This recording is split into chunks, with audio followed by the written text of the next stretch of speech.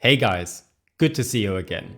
Today we are baking a healthy seeded sourdough bread. I use pumpkin seeds, but you can replace them with other seeds if you like. Shaping skills are not required for this recipe. It's very easy to follow and can be divided into 5 steps. Preparing the seeds, setting up the sourdough, mixing the dough, putting the dough in the baking pan, and finally baking it. So what do you think? Let me know your questions and experiences in the comments below. Please subscribe the channel for further content. Let's bake together and make some incredible bread.